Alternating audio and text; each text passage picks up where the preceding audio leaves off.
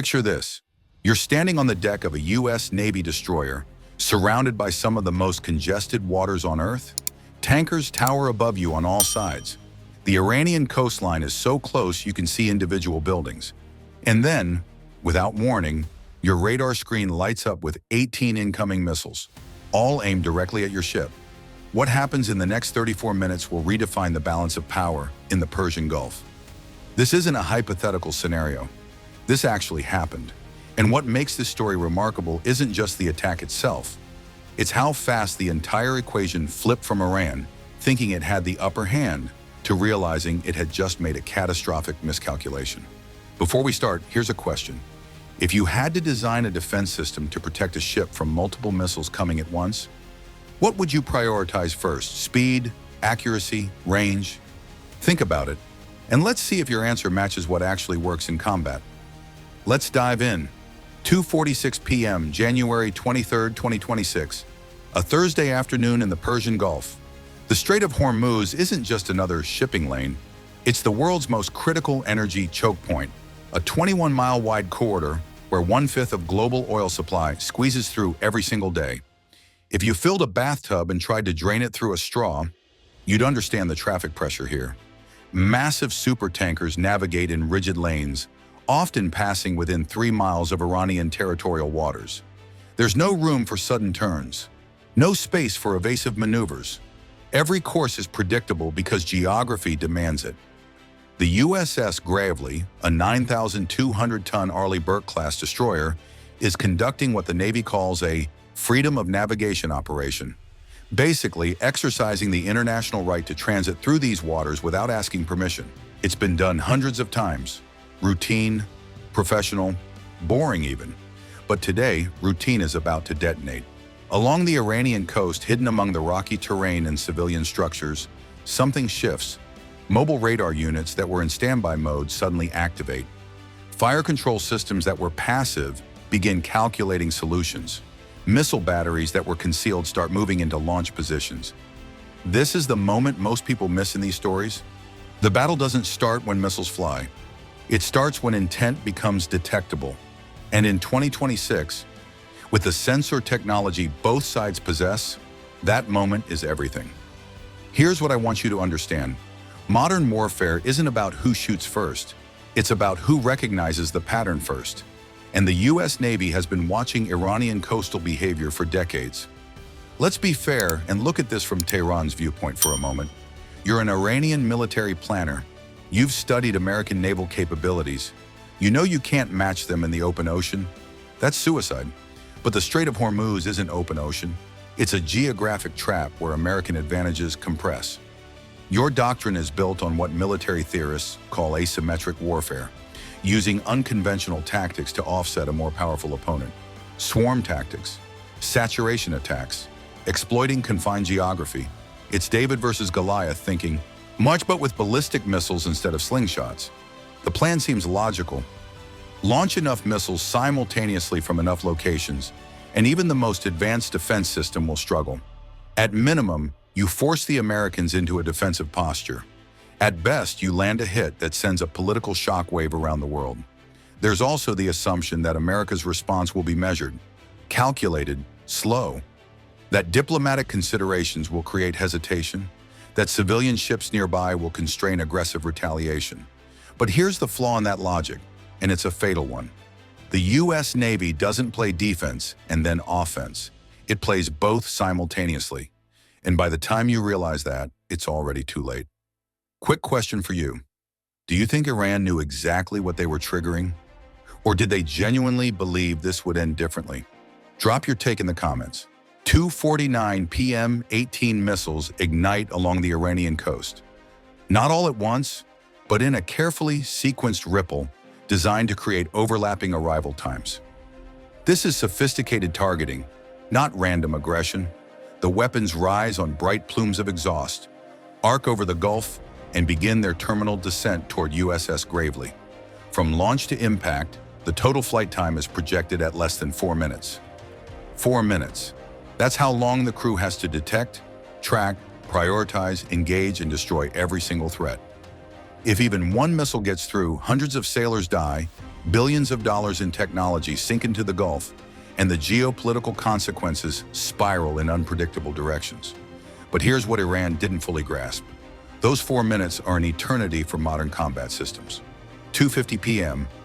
Inside USS Gravely's Combat Information Center, the atmosphere transforms instantly. Blue-lit screens display threat tracks. Radio chatter becomes clipped and precise. Officers don't shout. They never shout in the Navy, but every word carries weight. The SPY-1D radar array is already painting the entire airspace. This isn't like the radar gun cops used to catch speeders. This is a phased array system capable of tracking over 100 targets simultaneously while guiding defensive missiles to intercept them. It sees everything, tracks everything, forgets nothing. The Aegis combat system, the ship's brain, immediately classifies each incoming missile by speed, trajectory, and threat level. It doesn't wait for human approval on everything. It can't. Humans think in seconds. Aegis thinks in microseconds. The first response layer activates RIM-162, Evolved Sea Sparrows. These aren't the biggest interceptors in the arsenal, but they're perfect for this situation. Agile, accurate, and designed specifically to kill maneuvering anti-ship missiles. Launch cells begin opening. 1, 2, 5, 8. Fire control solutions are transmitted faster than you can blink. The first interceptor clears the deck 9 seconds after initial detection. Think about that. 9 seconds from we're under attack to first defensive missile in the air. That's not just training. That's engineering systems around the assumption that hesitation equals death. 2:51 p.m. The first intercepts happen at 6 miles out. To observers on nearby tankers, it looks like distant fireworks, bright flashes against the afternoon sky. But each flash represents a split-second engagement where closing speeds exceed Mach 3. 14 missiles are destroyed in the outer engagement zone. The math is brutal but effective. Some interceptors score direct hits. Others use proximity fuses, detonating close enough that shrapnel shreds the incoming threat. But 4 Iranian missiles penetrate through. 4 weapons still tracking Gravely's position, adjusting course, accelerating toward terminal velocity. This is where most defense systems would start to fail, not because they lack capability, but because they've exhausted their engagement timeline. But Gravely has one more layer. 2:52 p.m. The Phalanx close-in weapon system is the definition of last chance. It's a radar-guided 20mm Gatling gun that exists for one purpose: destroy anything that gets this close to the hull. The system doesn't aim manually. Human hands couldn't react fast enough. Instead, it uses its own dedicated radar to track the target, calculate a predictive intercept point, and unleash 75 rounds per second, 4,500 rounds per minute, creating a literal wall of tungsten in the missile's flight path. The sound is unforgettable. Crew members describe it as a mechanical roar mixed with a buzzsaw, so loud it vibrates through the entire ship. It's terrifying and reassuring at the same time. Terrifying because it means something got this close, reassuring because this system almost never misses. Final intercept, 650 yards from the ship. USS Gravely emerges untouched. Every sailor aboard is still breathing. The defensive mission is complete, but the mission isn't over. It's only half finished. 2:53 p.m. Here's the part that changes everything. While those defensive layers were engaging incoming missiles, another sequence was already in motion. U.S. naval doctrine doesn't separate defensive and offensive operations. They're integrated. The same moment hostile fire control behavior was detected, before missiles even launched, targeting data was being compiled, vetted, and transmitted across the theater. Every radar site that tracked Gravely, every command node that authorized the launch, every missile battery that participated in the attack, all of them have been in U.S. intelligence databases for months, some for years. When now those files transition from monitor to target, this isn't revenge, this is operational logic. If you allow the infrastructure that attacked you to remain intact, it will attack again. Simple as that. Authorization moves at the speed of light. Literally, satellite communications relay strike packages to ships, submarines, and aircraft positioned across the region. By 2:54 p.m., while debris from the intercepted missiles is still falling into the Gulf, The counterstrike is already initiating. Let me ask you something. Is this escalation or is this just finishing what Iran started? What do you think? Honestly curious about your perspective. 2:57 p.m. Tomahawk cruise missiles begin launching from multiple U.S. surface combatants. These aren't fired in anger. They're fired with surgical precision.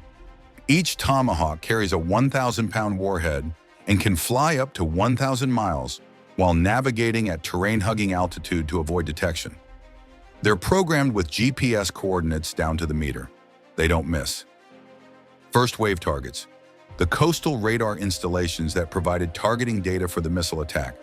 Take those out and you blind the entire network. Flight time to target, less than 3 minutes. 3:01 PMF/A 18 Super Hornets, already airborne on routine patrol, are redirected to strike configuration. They're carrying a mix of precision-guided bombs and anti-radiation missiles, weapons specifically designed to home in on radar emissions. EA-18G Growlers accompany them, flooding the electromagnetic spectrum with jamming signals. Communications fail. Radar systems become unreliable. Command and control fragments into isolated units, making decisions with incomplete information.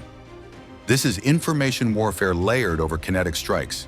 You're not just destroying hardware, you're destroying the ability to coordinate, communicate, and respond as an integrated force. 3:07 p.m.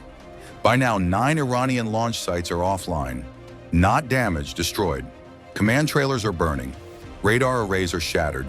Mobile units are isolated, cut off from higher command, unable to coordinate even if they wanted to.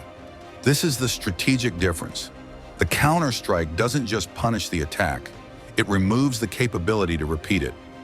Reload points are eliminated before fresh missiles can be delivered. Communication nodes are severed before new orders can be transmitted. The network that enabled a coordinated strike no longer exists as a functional system. Iran doesn't just lose equipment today, they lose operational capacity. And in military terms, that's everything. 3:15 p.m. The consequences ripple outward immediately. Commercial shipping reacts first. Oil Lloyd's of London adjusts risk premiums for vessels transiting the strait. Insurance costs spike. Some tankers alter routes. Others hold position, waiting for clarity. Regional allies take note. Quiet coordination with U.S. forces intensifies. Surveillance increases. The message is clear. Iranian control over the strait isn't as absolute as it appeared yesterday. Most importantly, Iran's strategic options narrow dramatically. Any future aggression now requires rebuilding an entire surveillance and strike network under persistent observation. The element of surprise is gone. The infrastructure is gone. The leverage is gone. 3:20 p.m. Let's zoom out for a second and talk about what actually happened here beyond the explosions and intercepts. Iran bet that geography, proximity, and saturation tactics could create a window where even a superior force would be vulnerable. That bet failed, not because of luck, but because modern naval warfare doesn't work the way traditional military thinking assumes. The decisive factor wasn't firepower, it was architecture. USS Gravely isn't a ship. It's a node in a network system designed to respond faster than threats can develop. When you target one American warship, you're not facing one set of weapons. You're facing every asset in the theater operating with shared awareness and coordinated response protocols. This is 21st century warfare. It's not about individual platforms. It's about information dominance, network decision-making, and systems designed to compress the timeline between detection and destruction to seconds. So here we are. When less than 90 minutes after Iran launched 18 missiles at USS Gravely, the strategic landscape has fundamentally shifted. 0 impacts on target, 9 launch sites erased, an entire coastal defense network dismantled. USS Gravely continues her mission. The Strait of Hormuz remains open, but the balance of power has recalibrated. Here's what I want to leave you with. Modern warfare isn't about size or numbers. It's about speed, integration, and the ability to turn your opponent's aggression into their own vulnerability faster than they can adapt. Iran learned that lesson in 34 minutes. The question now is, what happens next? Does Iran rebuild? Do they recalibrate strategy? Or does this fundamentally change how conflicts in the Persian Gulf unfold? I want to hear from you. What do you think Iran's next move should be? What would you do if you were advising their military leadership? And do you think this incident makes future conflict more or less likely? Drop your analysis below. If this breakdown gave you a new perspective, hit that subscribe button because tensions in this region are far from settled. The strait is quiet again, for now.